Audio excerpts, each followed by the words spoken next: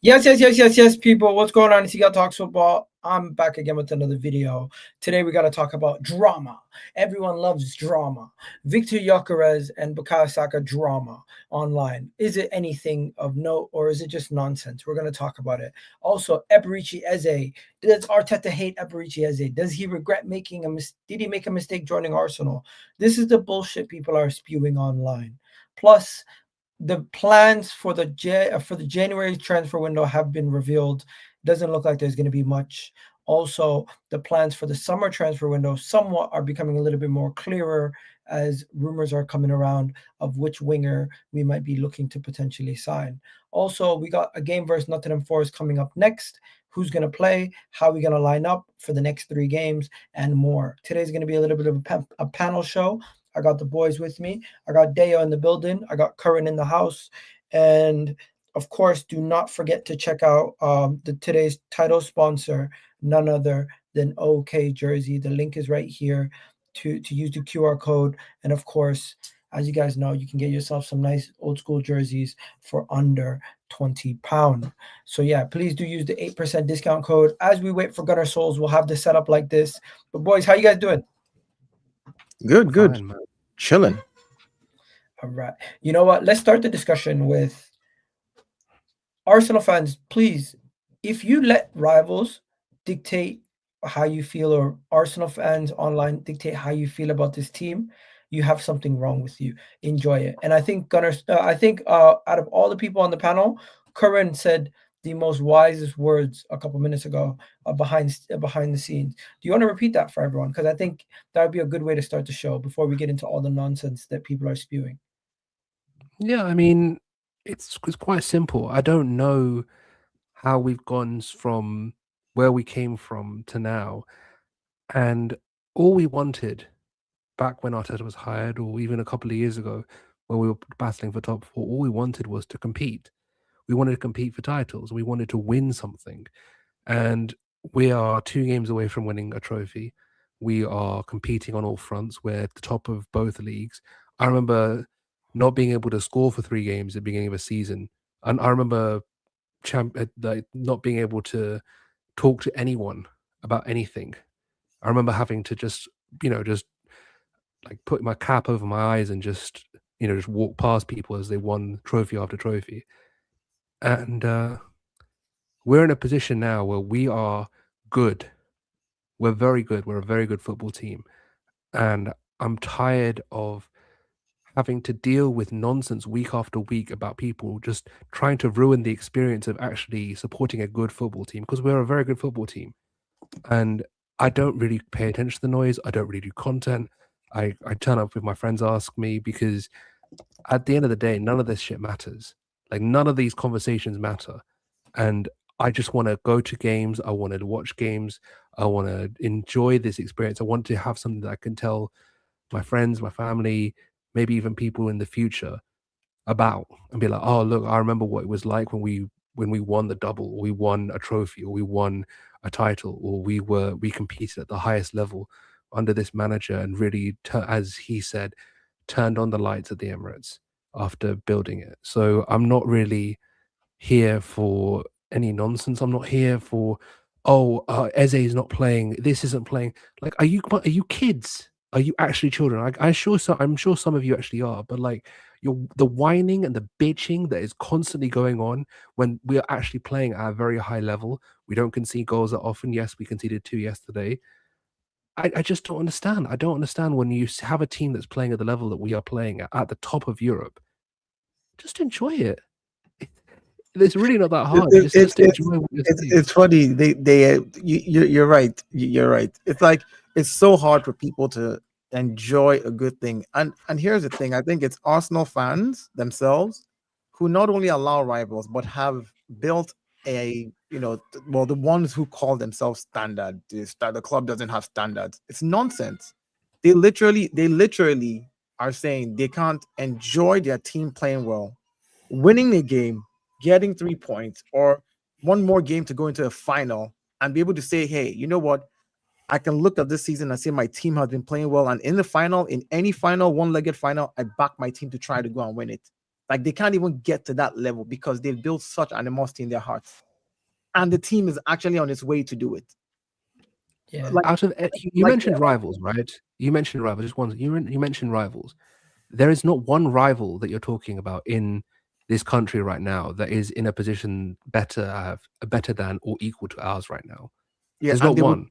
they would Zero. swap. They would They swap. would Ask die to any. be first in Yeah. both competitions and be in a Yep. in a semi-final second leg with a lead. Like Yep. it's very simple. You're listening to people that are in worse situations than you and getting worried about their own takes. They don't even know how to run their own clubs. They don't know what's going on with their own This clubs. is And why you're constantly looking at that as some sort of like validation. We don't need the validation. We need the trophies. And that's the only thing that matters. This is why this show's called Arsenal Agenda, because I feel like majority of the conversations that we're having a conversation around are not honest conversations. I feel like some of them are agenda driven. It's not about honesty, bro. It's about trying to make mountains out of molehills. It's about trying to blow up anything that they can to No, try but the and reason get why I them say honesty is because the people we're having conversations with sometimes don't have good faith. Like I responded to someone. That doesn't matter. The fact is that people can have whatever good or bad faith they want. The fact is if you make it a thing and you let it get to you, then it's ruining your own experience of the team. It's not about anyone else. If you want to be a pick me for other rivals, then you can do that. But just know you're ruining your own experience because there is a journey that is happening right now this season. That you're There's a missing out journey on. that's been happening the last 3 seasons, right? To get to where we are, to get to this point where we're looking at Chelsea fans who are doing up, I'm so proud of this team after 1-1 draws. We're looking at, that's the kind of levels we're looking at. People are celebrating draws versus us. People are They only celebrating beat us by one goal. losing.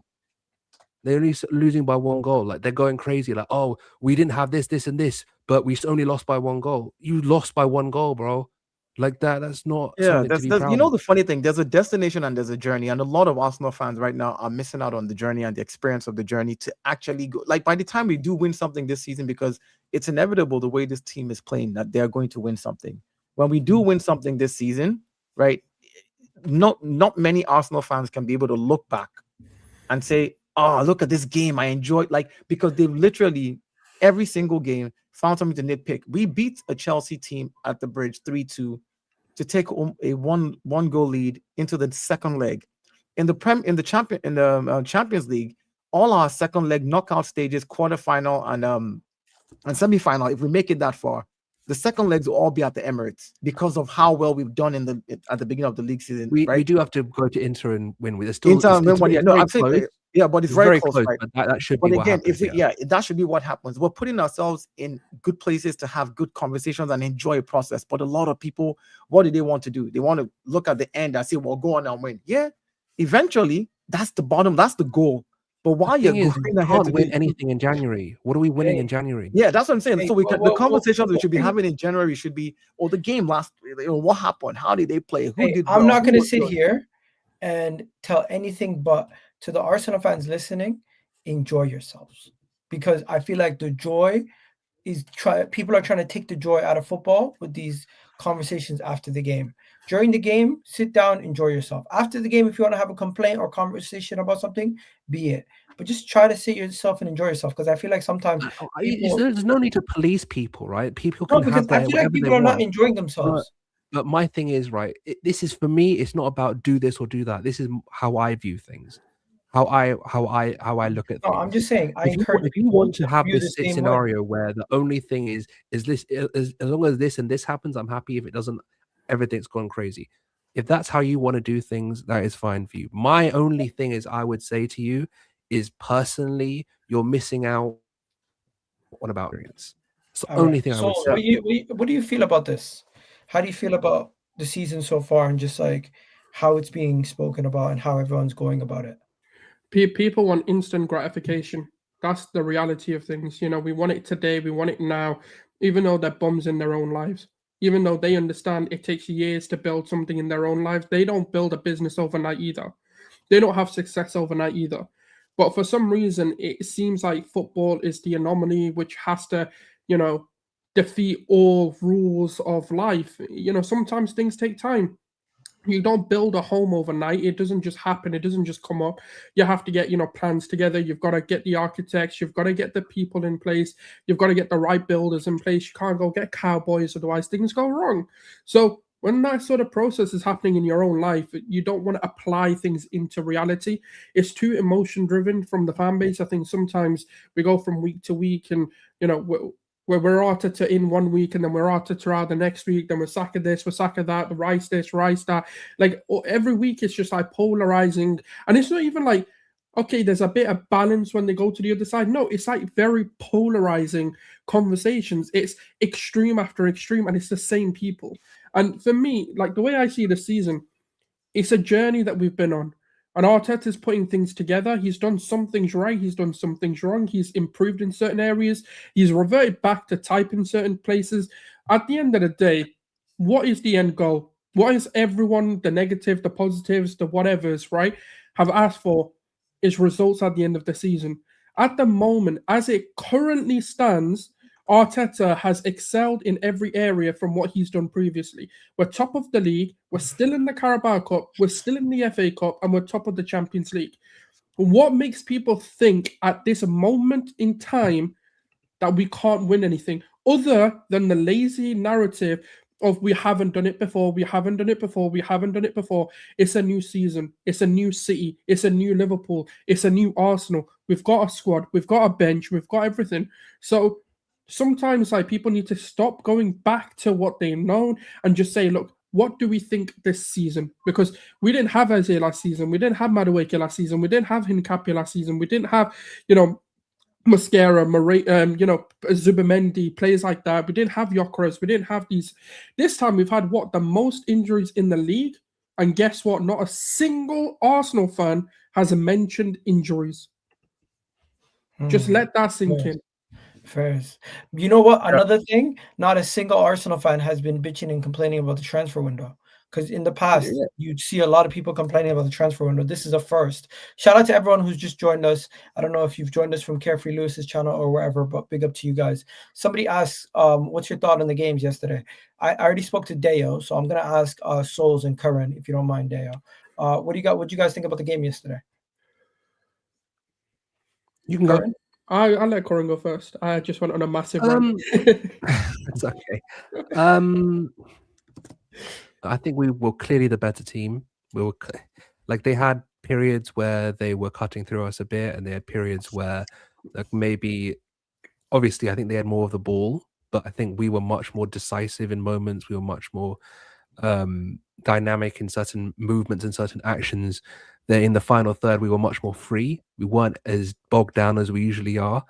Obviously, the first goal helped a lot, and it really set the tone for the performance. I think, obviously, it's disappointing to concede those two because it gives them a lifeline, It's not really, they're obviously not favourites or even close to being favourites, but it does give them that lifeline, like it's only one goal. So it's annoying in that sense. But I think in terms of the game as a whole, they were quite ineffective in front of goal. I think they weren't really creating anything. I just don't really think that they really presented a threat. I know they scored 2 goals, but I think that both of those goals were good moments. They didn't present like a wholesale attacking threat over a certain period of time where you can say, oh crap, we're under the cosh here, which is kind of, we need to really regroup and get back into it. But there were certain performances that did very well. I think Gyokeres was much better than he has been. I think obviously Zubimendi was very good. These guys obviously got goals.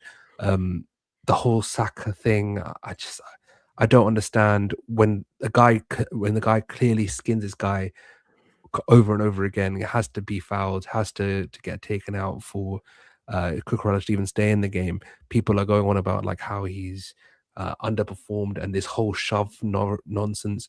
The guy wanted to thank the guy who assisted him. Like Ben White is in front of him. He wants to move. We'll talk about that in a second. He wants to move out of the way so he can say thank you to Ben White. So I just you asked think what he thought about the game. That's part of the game. That's part. No, because I feel like that's its own discussion. No, it's not. Again, if you do that, that means you're giving credence to what people are saying. They're trying to make it a thing. They're trying to make a mountain that's why out of that. That is not an issue. That's part of it now part of the game. It's what they want us to focus on, Igal. That's the whole point. They want us to focus on the Martinelli Bradley incident. They want us to focus on Gyokeres and Saka. They want us to focus on these moments, these talking points, instead of realizing that we've only lost 2 games and drawn 4 games in the season. In this season, every game that we've led this season, we've won.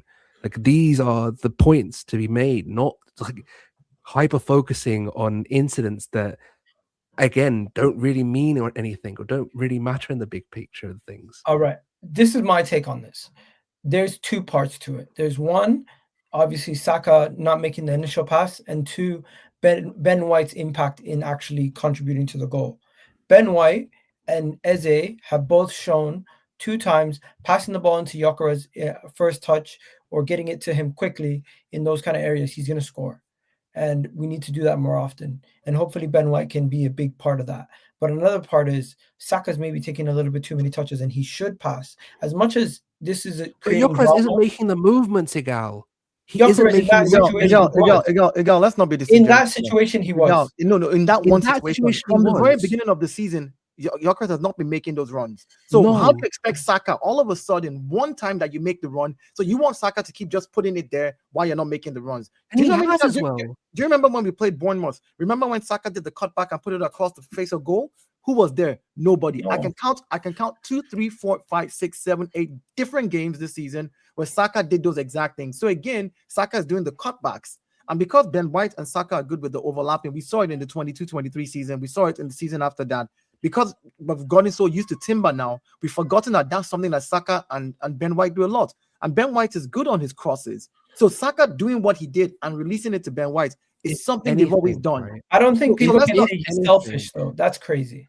If anything, right? That's a narrative. That's a bullshit anything, narrative. right, Yeah. This gives it the whole Saka holding and waiting for Ben White to overlap gives Gyokeres the time to make the movement into the box. He arrives And late. again, and again, Miguel.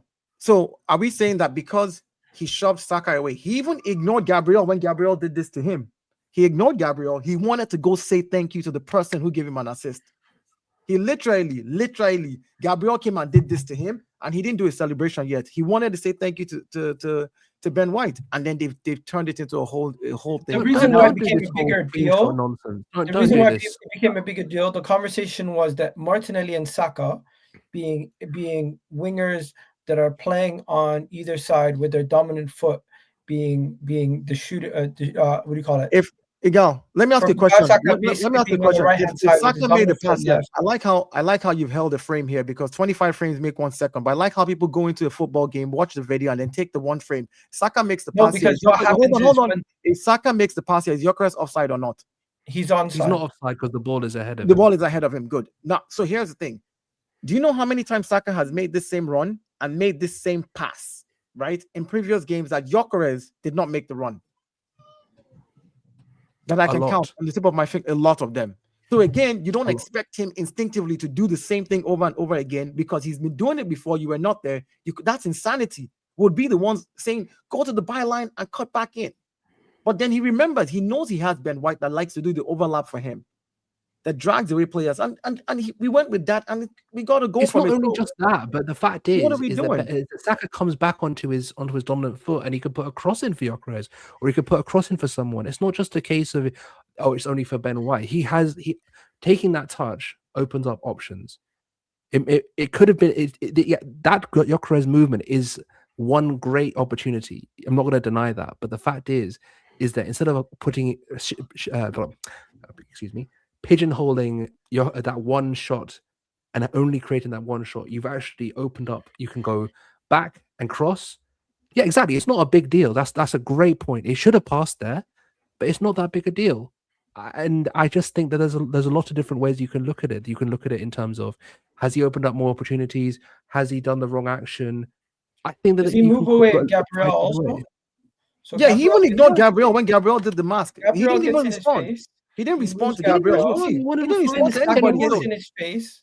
But Then we're he doing moves what they Saka. want, Igal. Exactly, This but is the thing. We're doing what they want. he ignored everybody and went for Ben White. It's not like he high-fived Gabriel, high-fived the But other this is person, what they want, and then ignored man. Saka. Like, he literally was ignoring Gabriel in his face. Gabriel doing this, he is ignoring him. He's pushing Saka out the way, and he's going for Ben White. Like, thank you. and you have to realize when Gyökeres first came to Arsenal, there was something that he said in the car when he was heading to the Arsenal pitch, when he said, well, what would you like? He said, assist, please, assist. From when Odegaard wrote him a letter as the captain of the team, he said, oh, assist me. And you can see it in his face. Anybody that gives him an assist is who he wants to go say thank you to first. In all the goals he scored this season, go back and look at previous goals. He always ignores everybody, does this, points at the person that gave him an assist and goes there. Now they want to turn it to a narrative, and we should. No, I'm not having this conversation. This is what they want, man. They want us to be overly critical of certain things. Yes, he could have passed there. Let me bring Souls in, but before I do that, let me read the super chat. Shout out to you, ATM7386. Big up to you. But that's his job. That's his job. His job is to go into the box and be a decoy runner, hold the centre backs. That's his job. Let me read the super chat before you respond to it quickly. No, but it's just his job, man. But I've seen many times that Victor Gyökeres goes into the box and nobody crosses. Then what? But that's his job. His job is to get into the box, cause havoc, create space for others, and finish his chances. A massive part of his job. Arteta himself has even said, "I need a centre forward that suffers." That is a direct quote from Arteta. Hey. You have to be able to do the dirty work. He did his job yesterday. He bagged the goal, got an assist. Absolutely fine. And in a semi-final, they always that's what we want. That's what we want. Players need to show up in big games. This was a big game. He showed up, and he did show don't up. let anyone take it away from him. But Souls, what are you saying? I'm not on this whole Gyökeres extremism thing. Like he's obviously had moments where he's done very well. He's had moments where he's not been great. But I'm not on this like, oh, Gyökeres, everything needs to go through him, or Gyökeres, he's crap, don't pass to it. I'm on neither. I want to make sure that the team gets the best opportunities possible. You know our fan base, you know the media. They don't have. But you're playing into it, Gal. You're playing into it, and that's my point. Corin, you can't. We don't have the grown men conversation. Gal is the media's darling. That's exactly who they're targeting. I've told them a million times. Guys. We're here to have the grown conversations. We're not here to have the childish conversations. If we were going to have I'm not saying you are, but what I'm saying is by trying to play players off each other. That's why you guys are here to debunk these narratives and to put them to bed. Yeah. Okay, Igal. Okay, let's look at a particular set of stats, right? Not corners taken. This is about Saka. Not corners taken, but crosses into the box, right? He's completed 46 crosses this season in 19 games. Do the maths. That means averagely, people that say Saka is not crossing, he's probably crossing 2-3 crosses per match. So the question is, if he's doing that, and this is from the Premier League website. This is not like any stat news. No, this is the Premier League saying, yeah, this is not all comps. This is Premier League, like Premier League stats, not all comps.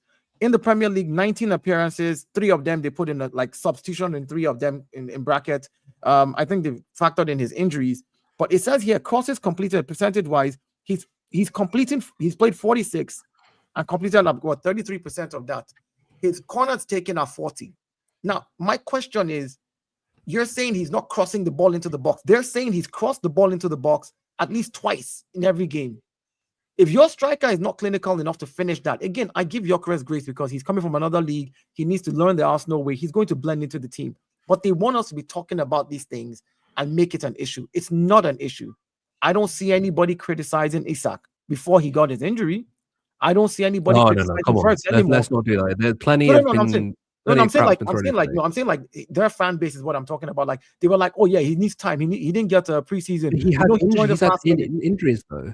No, I know. What I'm saying, the Liverpool fans gave him grace. They're like, oh, he's this and that and this. But meanwhile, Arsenal fans, they had no choice because he was injured. Like you can't criticize an injured player. Listen, I agree with you, but I'm saying Arsenal fans, there's a sector in our fan base that just wants to shit on the fact that once the media says, oh, Gyökeres pushed Saka away, they just want to shit on it. There are some people who the next conversation is more angers me even more. This is the last thing I'll say on this. The thing is, right, is what people want us to do is fight amongst ourselves. And if you want to fight into the void, scream into the void, do whatever you want, because the fact is right now, this isn't 2017. This isn't prime AFTV where we've got DT and Robbie and all these guys going off making clips and Ty and whoever, Claude rest his soul. Like this is not peak AFTV era. We're a serious team. And if you want to do that, then again, this is going to be the theme of this show, and I'm going to keep reiterating it. You're ruining your own experience. That's it. Period. Okay? You know what? Arsenal fans disappointed after a 3-2 win at Stamford Bridge is the fucking standard. Just read that again. Just read that and think about what you've just read. Okay, think about what you've just read. Okay, away ground, semi-final first leg of a competition, Big Six away ground. Arsenal fans disappointed at 3-2 win at Stamford Bridge. Just think about that a second. How crazy is that? It is ridiculous. How the ridiculous standards have risen. But you know it's what? not the standard. That's not the standard, Igal. That's not the standard. That's not the standard. What are we doing here? This team has lost one game in the last 27 games played in all competitions. One game. So people are just looking for problems. And you're telling me after a 3-2 win at Chelsea, at the Bridge, again, unless you're telling me Chelsea is Grimsby Town, right? And you are saying, oh yeah, but is that what we've reduced Chelsea to? You know what it is? Arsenal fans, some of them are so detached from reality. The whole thing is right. This time last year, we had an away game at St. James's Park. First leg of the semi-final of the Carabao Cup. No, we were at home first. We were at home first. We're home first. We were at home first. And we lost 2-0. And what was the narrative then? This team is soft. Oh, they don't have it in key moments. They're always bottle it, blah, blah, blah, blah, blah. Don't have a striker, this and that. It's just crazy. Hey, but the funny thing is the difference was Gyokeres this game. No. Look, the difference may have been Gyokeres, but the fact is I don't give a shit if the difference was Gyokeres. It just the genuinely difference don't. The difference is this team now knows how to win. All I have seen this season is a team that wants to put aside the bullshit, go out there and do what they need to be done. That's it. Facts. That's it. it. Okay. Let's go to Souls. Souls, you seen Saliba's interview? I loved it. What do you think? I didn't see it. They asked him about trophies. They asked him about best partnership in Europe and everything. And he basically everything they asked him, he was confident. And then he kept replying, "We want to win everything. We want to win all the trophies. And until we do it, we haven't proved anything yet." And they kept trying to get him to say something wild, but he just kept saying everything right, saying that they want to win everything, that he believes in his team, he's confident in his partnership, and he's one of the best, but he needs to go on and win because he's had too many seasons where his pockets are empty. Yeah, no, I mean, and that's the mentality that we need the players to have. It's not about what we think, it's about the mentality they want to go into every game with. We need them to go and win. That's the delivery of like true elite players. We can sit here and call them the best. We can call ourselves the best team, this, that, the squad, all of this. But the reality is it holds no bearings until we go and actually prove it, whether that's winning the league, the Champions League, whether that's going to do cup doubles, league doubles, all of this sort of stuff, right? That's when you really start to put yourself on a platform that you belong on. Otherwise, you're fighting a losing battle. Every time, you're kind of talking about these sort of things and there's no trophies to back it up, it is difficult to have those kind of conversations without... The conversation we're having, though. Think about the mentality is important. I'm talking about like him saying like he's the best. No, I know, but no, that's not what he said, though. To realize, right? The conversations we're having are not anything to do with anything that's important. It's all about the narrative. What do you think about not winning something yet? What do you think about this? That doesn't matter. It does not matter. In the big scheme of things, a player is always like them thinking they haven't won anything and they've got a point to prove. It's absolutely the correct thing to do. Like if you want to have these conversations, have them. But at the end of the day, they mean nothing because every player is going to go out there and give 110% and make sure that they can do the best of their ability. No. Every single game. What I'm saying is that for them to I'm not saying that's what you're saying. I'm saying that's the conversation that's being had. The conversations that's being had is that they're scared of winning trophies. They don't know what they don't know what to do. They don't know what I get what you mean now. But that's the conversation we're talking about now. For me, I find it polarizing because I'm like, at the end of the day, you've got to take some things that these players say at face value. The managers coming out, the players are coming out, ex-players as well are coming out and saying, that the manager's good enough to get them to where the fans want them.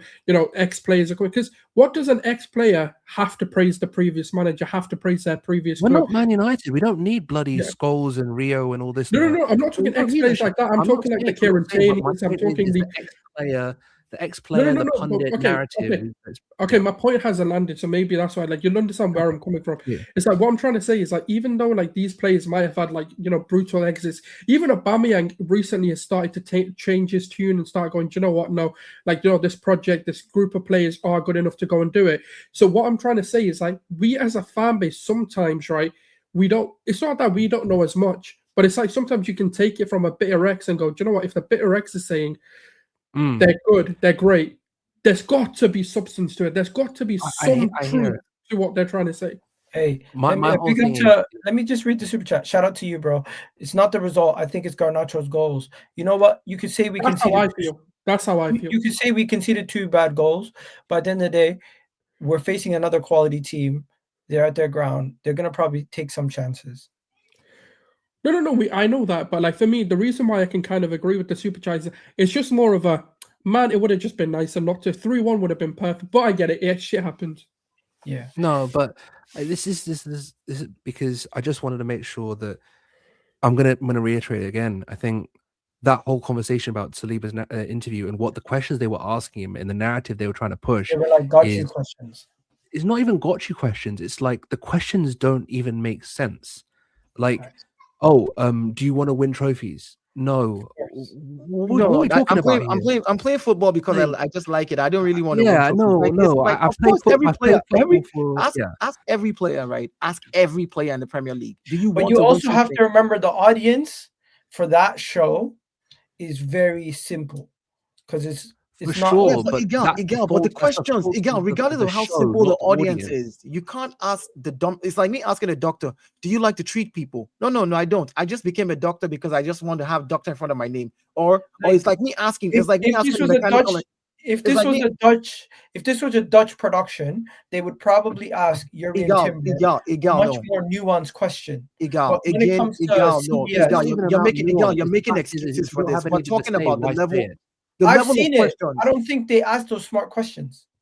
The level of questioning I'm asking questions that are actually going to actually produce something that people can actually show that, oh, this is something that he thinks. Like even something like they did ask him, what do you think about leveling up? Like, how did you guys improve? But the questions that they wanted to push hard on all the quotes. If you look at all the quotes that are being pushed out, is I want to leave here with every trophy in my pocket. That's exactly what they're pushing. And they're not running with the narrative of Saliba saying something like, for example, oh, you know what? We've been playing very well. We've conceded a few goals. We're working on being better at not conceding goals. There's a few things we're looking at as well. Like they didn't push that narrative side of it. The side that they decided to push is I want to win every trophy. Like, all right, let me try to switch gears because we got a couple more topics to discuss and we've not really hit many of them. The next one is Ethan. Ethan's decided he wants to stay. He doesn't want to leave. So all the people complaining about Ethan's game time, he himself is telling you he wants to be here, part of the team. He doesn't want to leave. And especially with the season where we could potentially go on to win the Premier League or maybe even more, he wants to be part of that. So I don't think anyone should be sitting here yelling and screaming, Ethan needs more minutes. Do you want to win or do you just want to complain about game time for individuals? And we're going to also speak about Eze in a second, but I want to save Eze for a second because I have a more in-depth topic about that. Ethan has turned down a move to West Ham. He's turned down a move to Southampton. Sorry, not Southampton. It was Bournemouth. Yeah, so Bournemouth, West Ham, and he also turned down a move to Fulham. So that's three spots right there that he's already turned down. Plus, there's more clubs interested in him across Europe, but Arsenal's not interested in selling. He's not prioritizing a move. And Andrea Berta has made it clear at this moment in time, if the player doesn't want to go nowhere on loan, he's not leaving the club on a permanent. That's not happening. And he doesn't want to go. So everything is good. Yeah, I mean, Ethan last year was thrown into the limelight and he did very well. And he's done very well in every cameo he's had, every game he's played. He's played Champions League, he's played Premier League, he's played Carabao Cup, he's played in different competitions. He's had minutes off the bench, he's started games as well. But he's not played as much because if you look at every game he's played, he's not playing on the right wing anymore. They want him to play in midfield. And for that, you've got to realize he's still 18 years old and he still needs to develop. He needs to learn that the out of possession, how we do things. And you see that with Odegaard, one of his major duties is running the press. That's one of his major roles. So to have an 18-year-old go in and be like, okay, you're the leader of the press. Go do everything. Go run the team and show everything out to go. It's not that easy. It's not that simple. And we shouldn't really be rushing his development just because people want to talk about it and they want people to discuss, oh, he's not getting enough minutes. Should he go somewhere else? Is he the next ESR? Is he the next this and that? It's just like, well, he's 18 and we're trying to get him to play in a role that he is built for. Because if you've watched him since the academy days, he's always played either false 9 or 10. Those have been his roles. That's how he's grown up. And to do that in a senior team where we have Odegaard, Eze, both ahead of him in that role, he needs to be nurtured into that role. We've got time. He's just signed a contract. We've got time to really develop him and make sure that he's physically ready for the role that he needs to do. And when Everton he does is also emerge, interested, by the way. Say again? Everton is also another club interested in him. Yeah, I mean, they can be interested, but we're not going to loan him. Doesn't make any sense. He's developing well. He's learning his role, and he'll get minutes because. And this is another thing before because I know I've talked a lot. I just want to shut up in a bit. But the last thing I will say is there's going to be a lot of minutes available. We're in 4 competitions. This is not a guy that's going to be playing 500 minutes for this season. This is going to be a guy that plays 1,000, maybe 1,200 minutes this season. He's going to get enough minutes for his season. He has too many competitions. So to sit here and be like, oh, well, Eze hasn't got enough minutes. This person hasn't got enough minutes. How many injuries have we had? Saul's mentioned it. Most injuries in the league. There's going to be minutes for everyone. Right now, we've got all the defenders injured. It's like 100 different injuries. Ethan's got a lot of problems. Not only in people are trying to make it into a problem, but like he has a long career ahead of him. He has a long career ahead of him. Like he doesn't have to pick if he's going to go on loan or stay. He doesn't have to pick if he's going to go to Nigeria or anything yet. Like, why are people making these? I've seen people complaining about him not picking Nigeria over England. Like, what are we doing? Everything's a complaint.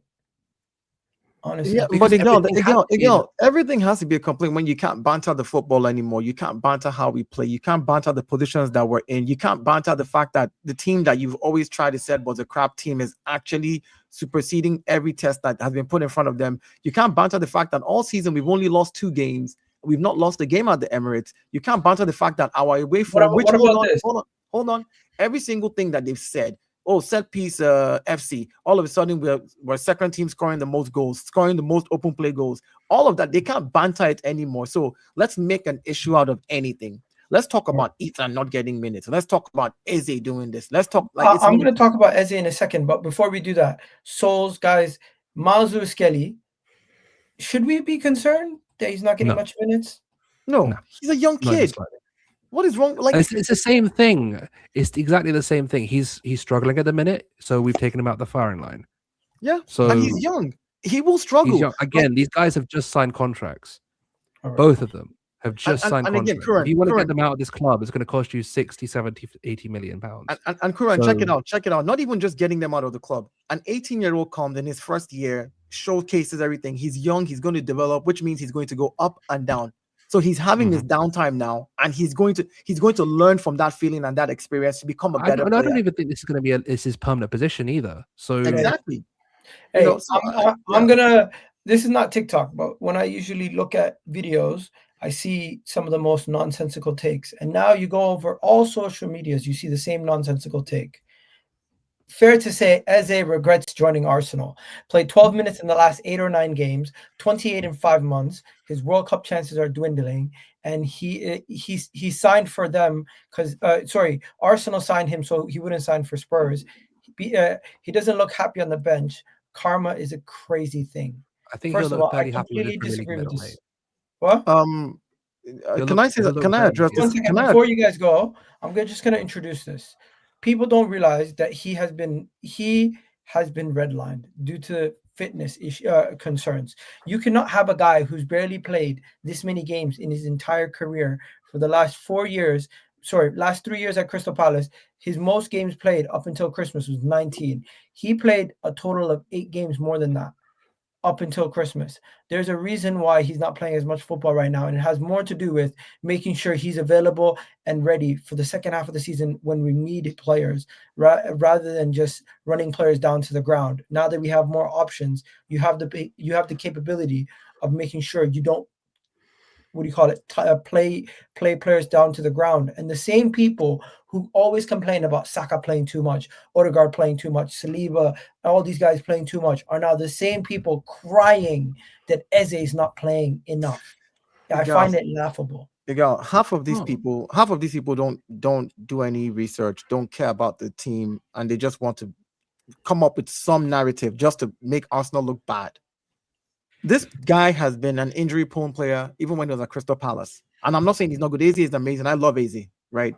But we all know that he wasn't playing full seasons. And it's here. This is it. The facts are here. He's played the most in his entire career right now at Arsenal, consistently. And people are saying, oh yeah, just keep playing him and then run him down. Like what are we doing here? We know that the reason Eze is not playing is not just fitness, it's load management. You're managing the load of the player because he's not played this many games in his entire career. This many games consecutively. So now the medical team are doing their job and saying, hey, we need to manage the load. He's not injured, but let's give him time to rest, breathe, because we're going to need him second half of the season. Odegaard, who's been injured all season, has come back now, needs to get a lot more load so that he can become more fit. So he's playing now, and Eze will play. You know?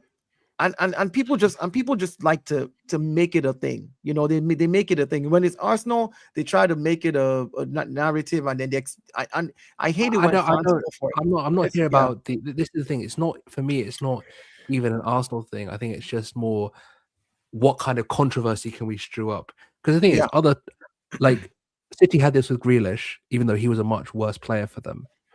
When people see a bit of a headline that they can make, it's like, oh well, we'll try and make this a thing.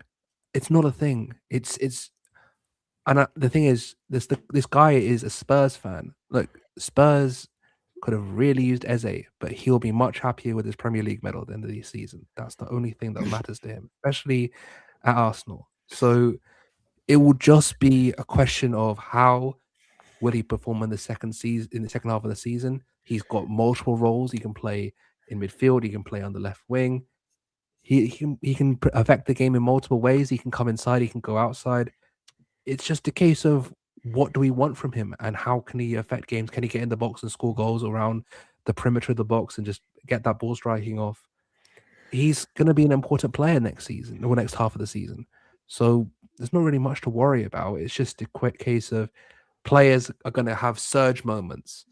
Eze had that surge moment with the Spurs game. He was on fire, getting games left, right, and center when Odegaard was out. Now they're pulling him back, as you said. At the moment, again, look at this. The truth of the matter is, right, use their own narratives against him. They've asked Arteta for seasons upon seasons to use his squad. And now that he's using his squad, they've got a problem. Now that he's limiting minutes and he's resting players, oh my God, he hates them, he hates this, he hates that. You know, do you know what it is here? People just need to become smarter in this YouTube game. Just use their own words against them. Say to them, did you or did you not say stop playing Declan Rice because he plays too much? Now you're going to say when Eze gets injured that he is also going to get injured.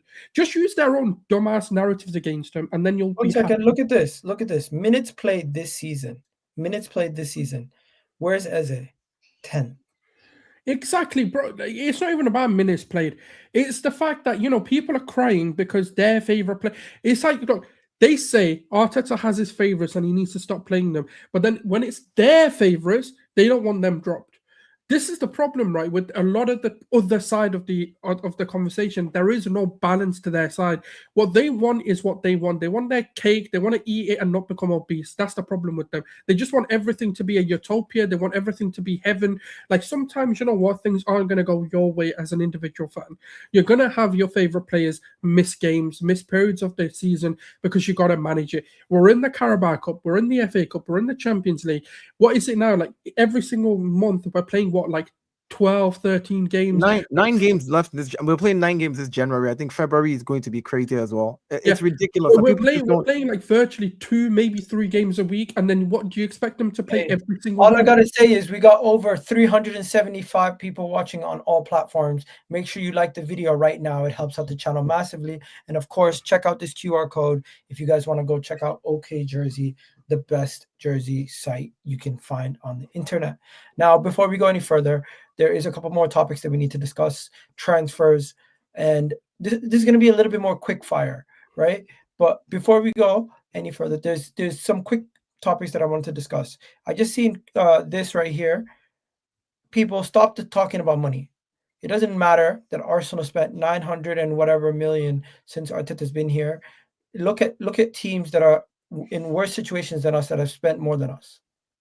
It's not about the money spent. It's about how you spend the money and how you develop the team. So stop getting into stupid arguments.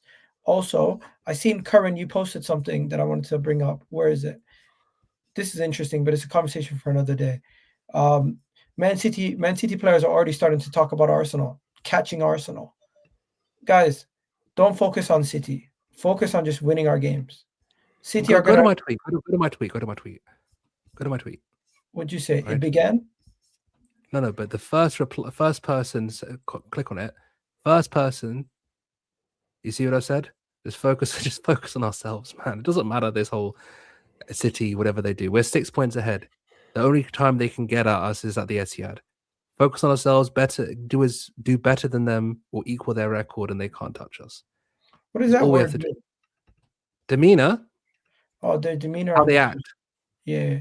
No, sorry. I just haven't. So the demeanor on the pitch, it suggests otherwise. That's true. I don't even care what they're doing. I don't look at what they're doing. I said it again and I don't again watch and what they're doing because the fact is, and it's very simple. I'm going to say I just see the score lines if they drop points or not.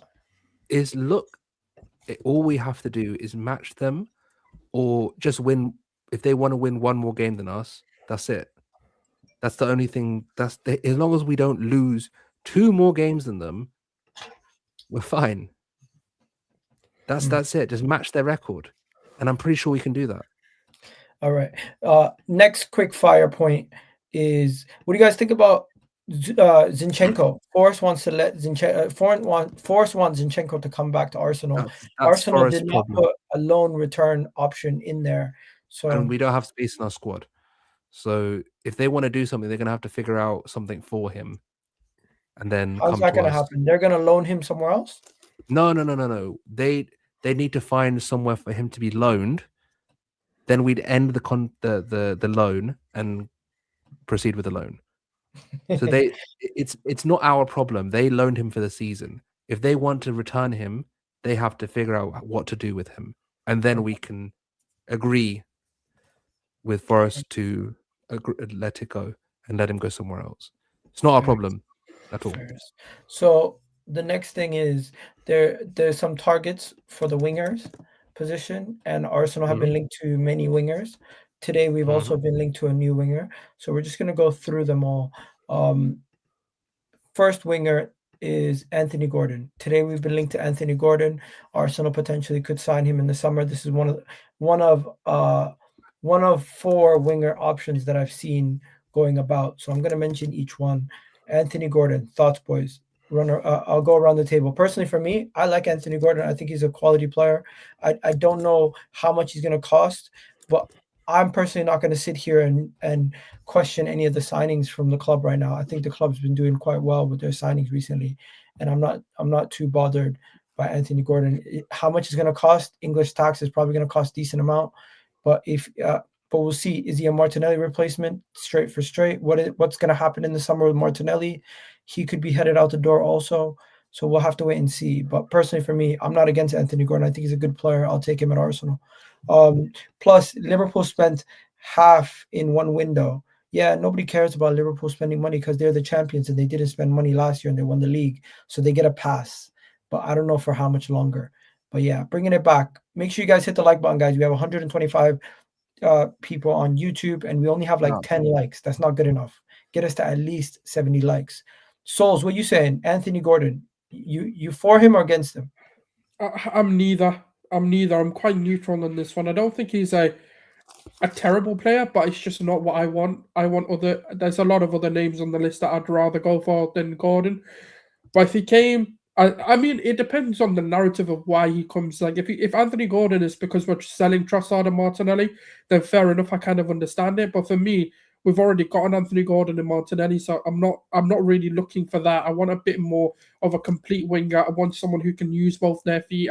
I want someone who's naturally organized to be a winger rather than buying an Anthony Gordon, personally speaking, anyway.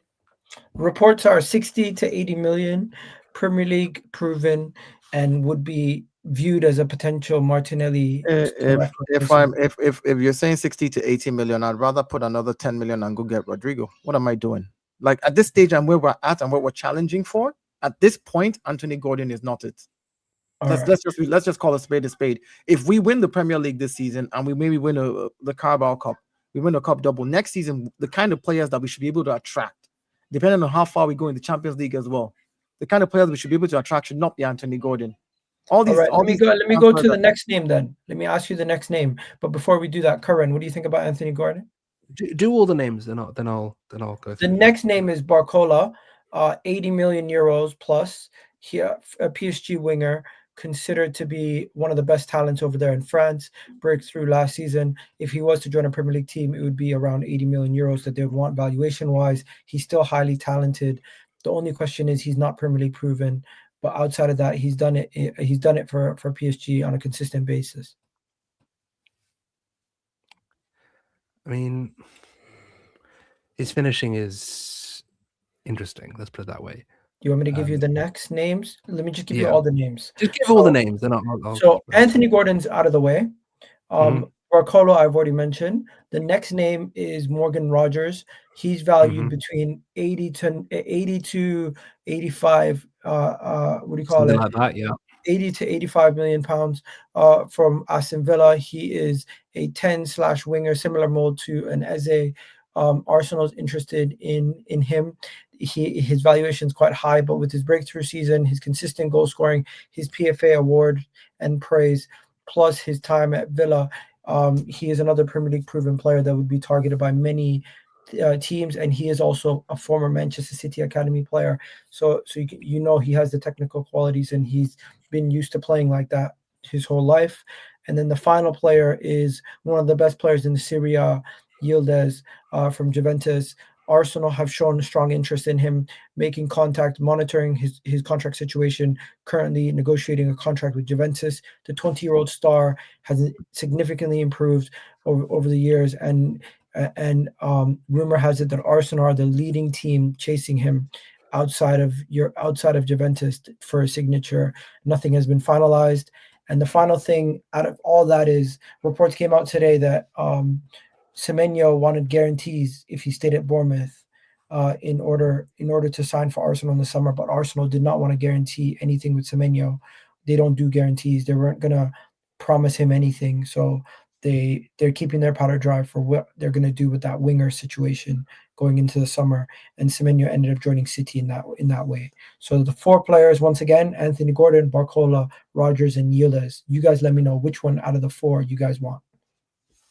Edge, you go, man. Is he there? Edge?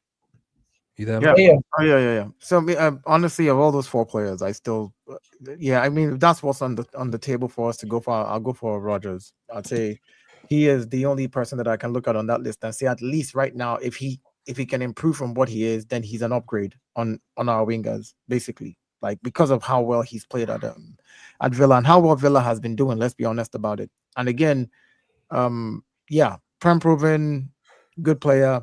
If that's what I need to spend out of all those four, that's what I'd go for.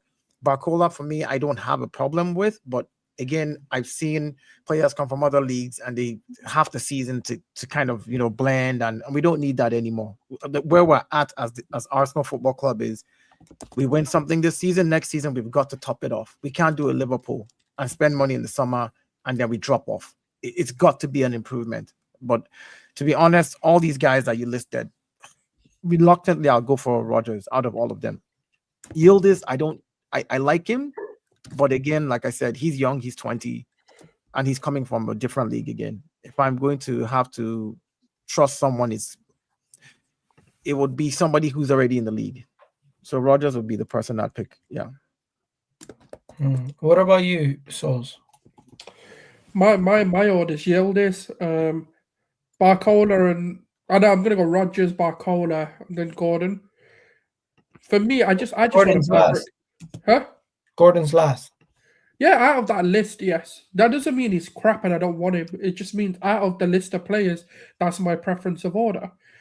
So like for me, like I just want a maverick. I want someone who can take the ball and make things happen. And I do think Yildiz has got that sort of experience at Juventus as well as like Rodgers as well. That's why they're on top of my list. Thing with Barcola is because he's not like a mainstay, I'm just unsure of like how you'll transition into becoming a key player or a main man that a team relies on or like will want to rely on. I know he's going to be a part of a core of group that but at the end of the day, like I just want players of a better ilk at the moment who can get into their first teams. Someone who's going to massively improve us. And I think out of the names you've given, that's the order I'm going with. All right, what are you saying, Curran? What's your order? The order, I don't think it really matters, to be honest, because the thing is, we've I'm seen asking your personal order, not. I know. I'll get there. I'll give you my personal at the end, but I'm going to tell you why it doesn't really matter. I'll play, but let me just explain why. We've seen how Andre Alberto works. We've seen how the Gyokeres and Sesko thing happened. We've seen how he works in the transfer market. He will do the best deal available. He wanted to back Arteta's vision with Šeško. We eventually went against that with Gyokeres. Well, not Arteta's. The recruitment team really wanted Šeško, and Berta was more preferential towards Gyokeres. And he tried to do both deals, and whichever deal came off first and better for the club, he did. And that's why I'm not too invested on specific targets, because it will be whatever's best for the club. If you want us to meet my particular order, I'm pretty similar to Saul's. I'm Yildiz first, because I think that his ability to create a goer inside and be the ball striking demon that we need on the left, just to have the ability just to hit the goal at a high rate. Right, his ability this season, his breakthrough year this season. You've got guys on. I've seen TikToks where guy is calling him 2018 LeBron, for God's sake. Like, we're talking about a guy here who's going off this season. He's very much, especially under Spalletti, he's been platformed very well, and he's someone that they really rely on. And I know it's Serie A, so the transition isn't exactly with attackers isn't very easy at times.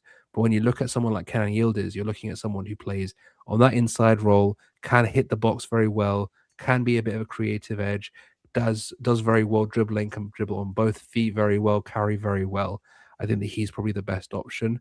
I think that Rodgers is very close.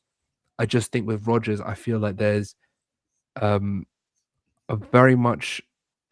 I feel like if you're going to take attackers from an Emery system, you're kind of really showing that they are going to be platformed very heavily. Rodgers is someone that is going to be a demonic ball striker from that left side. His ability just to hit it, he's very good at that.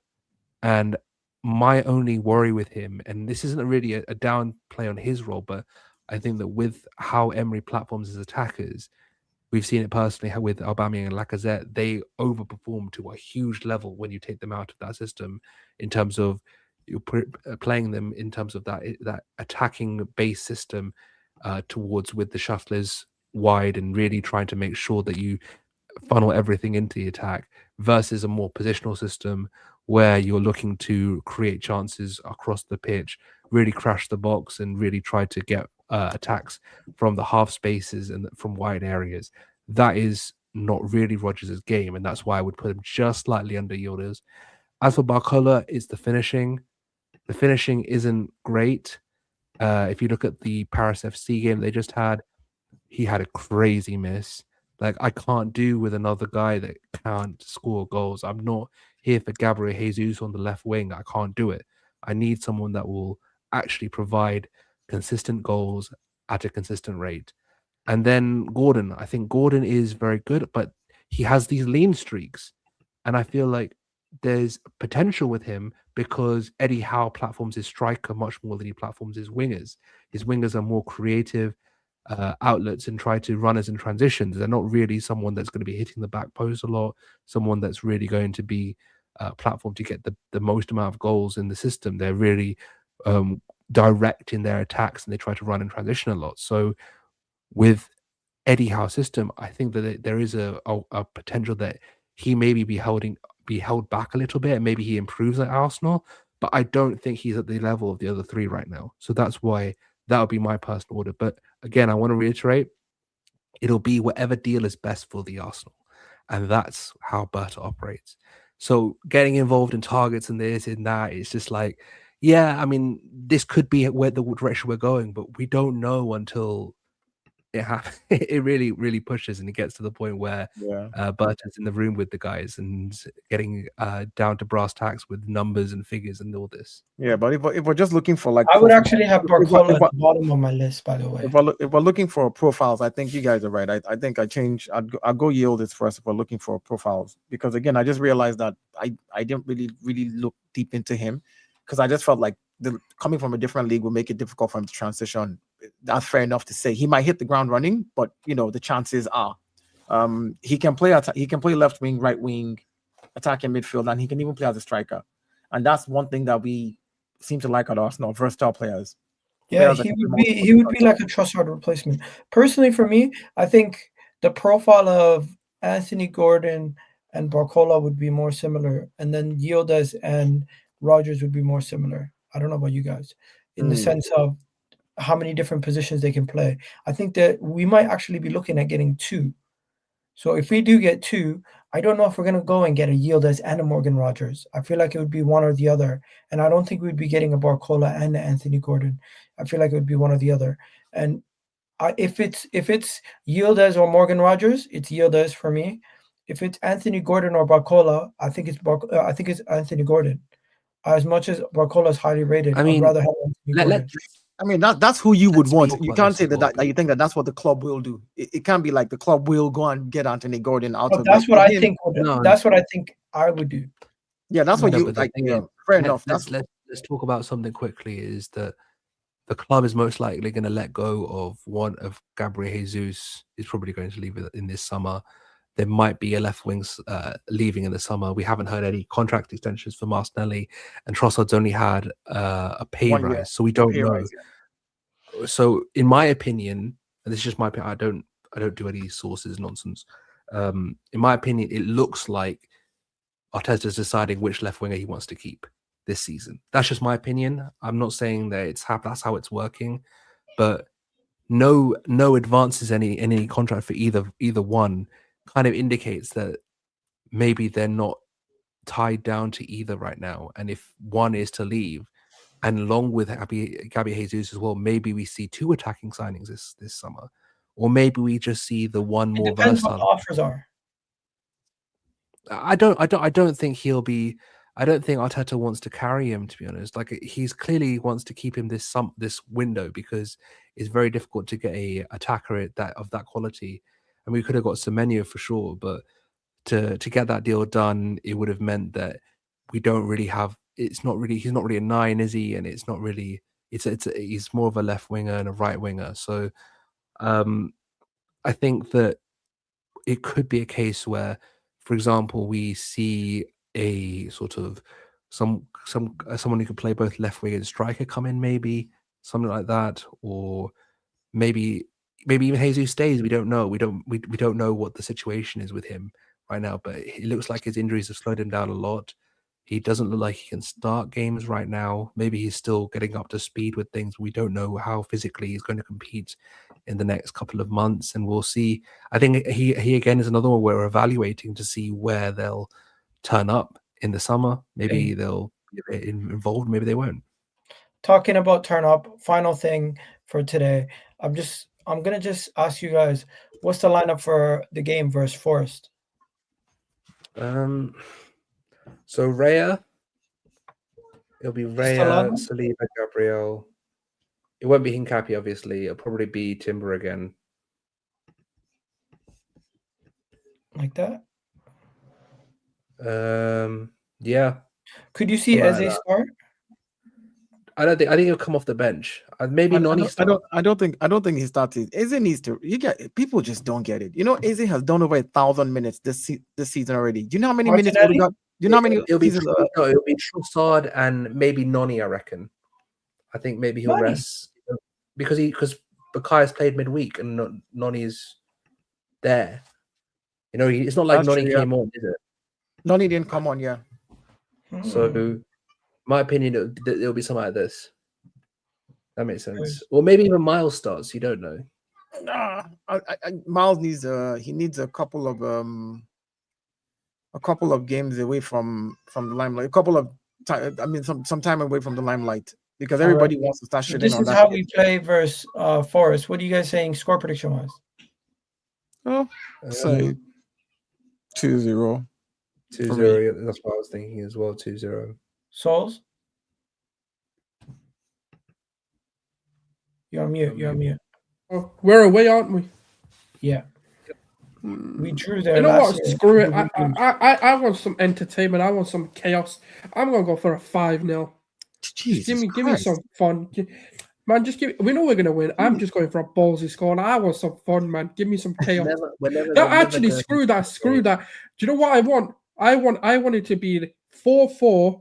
I want there to be 7 added minutes at the end of it. So we're getting into the 97th minute. I want Rice corner. And I want Zuba. No, who's the shortest player on the pitch? Haven't scored. We haven't conceded more than 3 goals in. No, that doesn't matter. I just want. I know. But again, entertainment. Maybe you can say, forget about what you want and tell me what you think is going to actually happen. I want a 5-4. What do you think is going to happen? No, but do you think 5-4 is going to happen? Is the question. You don't think it's going to be 5-4. You know this. 8-9. No, I'm joking. 6-7. Well, what I think will actually happen, I think, genuinely, I think 4-1. All right. I'm going to go with a 2-0 Arsenal victory. And now, after that, who do we play midweek? Do we play Chelsea again? Inter. No, Inter Milan. Inter Milan. Okay, I'm going to be abroad for that game. Does Kepa get in? No, it's going to be Raya. It's going to be Raya because we need to fill the strong. Does Myles Lewis-Skelly get in? If we win the Inter game, we finish top of the group. Does Skelly get into the Inter game? No, they shouldn't do that. I mean, you might say, does he get into the Inter game and all that? I think Mikel Arteta is going to feel. I think he's better suited for those kind of games. Again, you're playing a very experienced Inter Milan team that knows how to play in the Champions League. We need to win that game to stay top of the Champions League. We're going to make some rotation. That's my point. I know, but again, by the time we're playing Inter, I think if I'm not mistaken, I understand that Hincapi will be back by then as well. So you're not going to risk because again, it'll be Myles. In the Champions League, it's been Myles. So I reckon it will be Myles. I'm gonna go Champions League Myles Lewis-Skelly. I think Gyokeres out in the Champions League, put either Havertz or Jesus. You know how mad it is we haven't even talked about Kai. It's crazy. Yeah, we're gonna get to that. Oh yeah. No. Havertz is gonna play, man. That's my guy. So Havertz is gonna start. Havertz always starts in my eyes, even when he's injured. Okay, no, but realistically speaking, Havertz is gonna have to at least get. I think it'll be Gyokeres, to be honest. He wants the Champions League game. Okay, Saka starts. Yeah. Martinelli starts. No. Martinelli will come off the bench. Champions League games, Martinelli can start. Yeah, but Martinelli's done the best coming off the bench. I think Trossard starting the game versus Forest and Martinelli starting the game in the Champions League makes more sense. It could, but it depends on how he's And feeling. Eze Yeah, starting but the again, Champions League. Martinelli has performed off the bench in every Champions League game. This is what we're saying. So again, whether you start him yeah, I don't know. Again, for this game, I just think that it's not even about what my feelings are. If I'm the manager and I'm thinking about it, I'm fielding my strongest team because I I need think to win this is this. going to be the team. I think he's going to rotate. I think he's going to go into this game knowing that the last game we can still go finish top of the Champions League, winning our last game versus whatever they're called, Carrick or whatever. No, but just seal it now. I don't know, but just seal it now. Seal it now. Get it done. Know that your second leg games in knockout stage is already done. So that against Corral you can rotate heavily and play younger experience. Ethan can play in that Champions League game. We can still win with the play. rotated side away. I know, but I'm saying, Miguel, it's you have to this idea that people are because again when people are saying things like maybe like let's play Eze now so that we can play this guy I'm like Eze has played over 1,000 minutes. Odegaard has played 800 minutes. Eze has played 200 more minutes than Odegaard, 200 plus. So this is my logic. We play Forest, Inter, Man United. I want strong 11 versus Forest, rotated versus Inter, strong 11 versus Man United, rotated versus these guys. We'll go strong until Kairat, which unfortunately I'm going to. Why are you saying unfortunately? You're gonna get to see a big win. I'm gonna get to see some kids, man. This is gonna be that's gonna be proper rotation there. That's what I'm gonna have to see. Sadly. Okay, so you guys are not rotating at all. I seen a tweet. I liked it. I liked the tweet that I seen that broke down what they thought we should do. But before I do that, shout out to Super Chatter. Let me go to Super Chatter. Big up to you. Big Super Chat from US Gunners. Shout out to you, US Gunners, for the $10 Super Chat. I think we should start as in the Forest game, but let's stop jinxing these kind of games. I remember when we jinxed the hell out of the Wolves game. Personally, I don't believe in jinxes, bro. But one thing I will tell you, I don't think anything we say will impact the performance on the pitch on that given day. Let's keep it real. That's a superstition. But when it comes to Souls, he's kind of just trolling. He's not being serious. Hey, what do you mean I'm trolling? I said 4-1. You are trolling. You're trolling when you say 4-5. Like, I want entertainment, but my genuine scoreline's 4-1. I did say. All right. Shout out to you, US Gunner, though. Big up to you. So yeah, before we go any further, I just wanted to show you this tweet. Do you think this is unrealistic? Raya, Saliba, Gabriel, Timber, Odegaard, Zubimendi, Rice, Saka, Gyokeres, Eze versus Forest, because Trossard started versus Chelsea. Why would he train into like some scrubs? Okay, the way he's doing the Inter game, he's changing 7 changes, and the reason why he's doing that, his logic is Ben White's Timber gets rest, Saliba and Gabriel get rest, Rice and Odegaard get rest, Saka and Gyokeres get rest. Do 7 changes. And he makes 7 changes. Then the Man United game, he goes. Hold on. Go back to that. Go back. One second. Go back. I missed. One second. You already jumped into the next one. 1 second. Then he goes full strength again versus Man United, and his logic is for the Inter game because he thinks that the Man United and the Forest game are the 2 most important games on this list, and we can just win the last game versus whatever that team is at home to solidify our Champions League slot. I don't buy that logic. Every game is important. Every game is important. This is the nonsense. No. Again, this is until the Champions League group is won, it's important. Okay? Yeah, every game is important. What are we doing here? You're going to play White, Norgard, Mosquera, and MLS. You're going to play Norgard and Mosquera that have not played together in centre back against Inter Milan. And that is and the logic is, well, you know what, I want to go strong and then weak here and then strong here. If you're going to make, even if you want to reduce your chances, what you want to do if you're going to rotate is, all right, I will start Saliba and Gabriel, and in the 60th minute, if we're up 2-0, I then begin to rotate them. I can take out Gabriel, bring in Capi, or do a Mosquera swap, so Gabriel gets enough rest again for the next game. But to sit here and I've honestly, like, these kind of thought processes just makes me think that we genuinely don't want to win anything. If you So keep how many acting the same- changes maximum would you say we make from the Forest Five. to the Inter game? 5. The Forest- maximum. maximum, I'd do 4 max. Ray I'd is do not 4. included. Ben White is not included.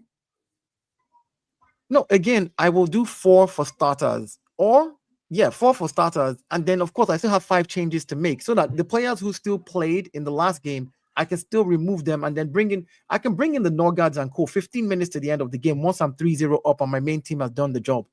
This is their job. Like like again, I can bring in the Ezes and everybody else when and if my first team players in the first 45 are looking too tired, then I'll just swap in the next batch of people. At least, but the idea that we're just going to be like, oh yeah, let's just change 7 people, change 9 people. Oh yeah, I get the rotation, but it has to be smart because every game is important up until the end.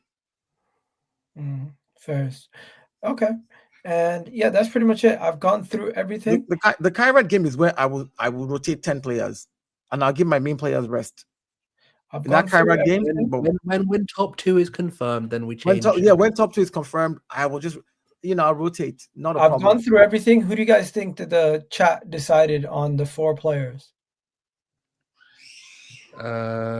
Odegaard, Saliba. No, Morgan, Rogers, Yildiz, Barcola. That. So probably Rogers first. Yeah. And then I would say probably Barcola. No, Yildiz. Yildiz, then Barcola, then Gordon. Barcola's last.